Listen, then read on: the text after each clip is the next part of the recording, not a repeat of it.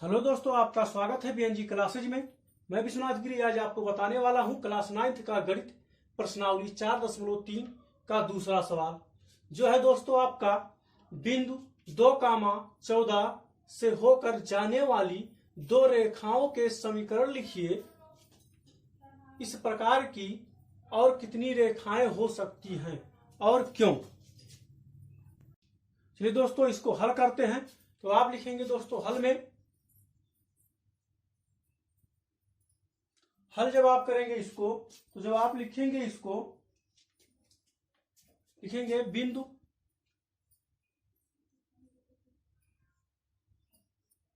2, 14 से होकर जाने वाली रेखाओं के समीकरण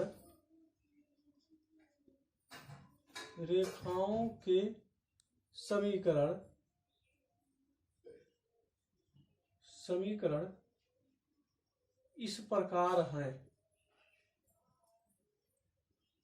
जैसे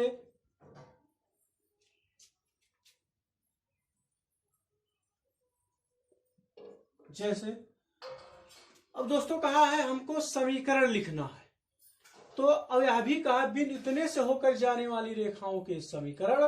दोस्तों इसको आप लिख सकते हैं, पहला समीकरण आप लिख सकते हैं 7x - y = 0। अब आप ये सोच रहे होंगे कि इस समीकरण को ही क्यों लिख सकते हैं हम, और कोई समीकरण क्यों नहीं लिख सकते। तो दोस्तों मैं आपको बता दूं, इस प्रकार आप अनेक समीकरण लिख सकते हैं। इसको इसलिए समीकरण आप इस प्रकार लिखेंगे, जैसे अगर हम इसमें ये 7 है और आपको पता है जो ये बिंदु है ये x होता है और ये y होता है। अब 7 गुने 2 करें और माइनस y के स्थान पर आप 14 रखेंगे, तो 7 दूना 14 माइनस 14 आपका बराबर 0 आ जाएगा। यानी कि समीकरण का ऐसा समीकरण लीजिए कि यह दोनों मान रखने पर समीकरण का दोनों पक्ष बराबर आ जाए। ठीक है दोस्तों, तो इस प्रकार हम 7x - y = 0 लिए हैं। इसी प्रकार आप और कोई समीकरण ले सकते हैं, जैसे आप ले सकते हैं x + y = 16। तो x + y = 16 लेंगे दोस्तों। तो अगर हम देखिए x के स्थान पर 2 रखें और y के स्थान पर दोस्तों 14 रखें, तो यह जोड़ेंगे तो हमारा आएगा 16। तो यह पक्ष क्या हो जाएगा, बराबर हो जाएगा। इसी प्रकार और आप कोई समीकरण ले सकते हैं, जैसे आप समीकरण ले लिए x = 16 - y ले लिए। बात यही से आ रही है आपका। तो जो आपका मान आएगा, आप देख रहे हैं x के स्थान पर रखेंगे 2 और 16 माइनस y के स्थान पर रखेंगे 14, तो 2 बराबर दोस्तों यह भी 16 में से 14 जाएगा, 2 आ जाएगा। तो इस प्रकार आप कई समीकरण ले सकते हैं। तो आपके सवाल में ये पूछा है कि इस प्रकार की और कितनी रेखाएं हो सकती है और क्यों। तो आप इसका जवाब लिख सकते हैं कि क्योंकि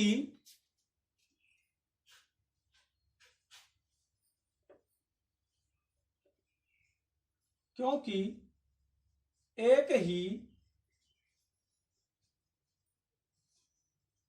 बिंदु से अनंतः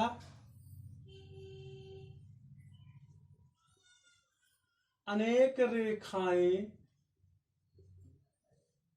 खींची जा सकती हैं।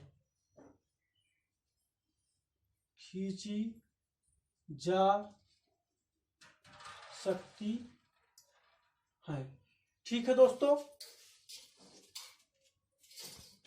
दोस्तों आपका ये दूसरा सवाल लग चुका है।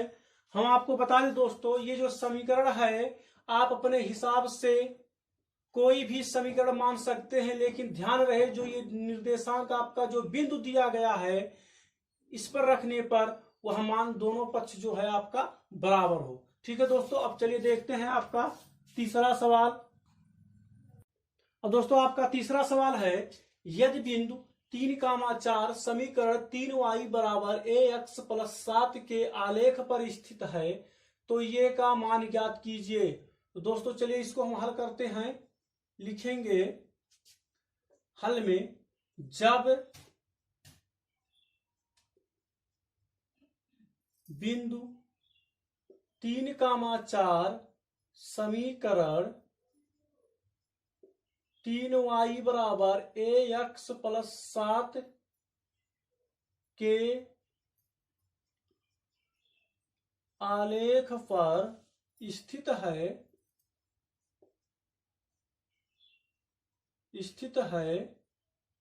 तब। अब इसके बाद दोस्तों आपको क्या करना है, जो आपका कहा है जो 3,4 है इसी आलेख यानी इसी समीकरण के आलेख पर स्थित है, तो इसको आप कैसे हल करना है, कैसे हल करेंगे। और हल करके आप दोस्तों ये का मान ज्ञात करना है। तो आपको कुछ नहीं करना है, ये आप जानते हैं x है, ये y है, तो x के स्थान पर आप 3 रख दीजिए और y के स्थान पर आप 4 रख दीजिए। तो लिखेंगे 3 गुणे y के स्थान पर दोस्तों 4 बराबर ये गुणे x के स्थान पर आप 3 रखेंगे प्लस 7। अब इसको हम हल करेंगे दोस्तों, तो आपका होगा 4 तिया 12 और 7 को इधर पक्षांतर कर देंगे तो हमारा जो मान होगा वो हो जाएगा -7 और ये दोस्तों हो जाएगा आपका 3 ये। और इसको अगर हम हल करें तो 12 में से अगर हम 7 घटाएंगे दोस्तों तो हमारा आएगा 5 और ये बराबर हो जाएगा आपका 3 ये। तो 5 बराबर 3 ये, इसको आप ऐसे लिख सकते हैं 3 ये बराबर 5, क्योंकि दोनों बराबर ही हैं। अब आपका हो जाएगा ये बराबर 5/3। तो दोस्तों ये आपका आंसर हो जाएगा। तो ये आपका दोस्तों इस वीडियो में हम आपको दूसरा और तीसरा नंबर सवाल बताए हैं। तो दोस्तों आपको सवाल कैसा लगा कमेंट बॉक्स में लिखकर जरूर बताएं और वीडियो को लाइक करिए। और अभी तक आपने हमारे चैनल को सब्सक्राइब नहीं किया है तो चैनल को सब्सक्राइब करिए। धन्यवाद।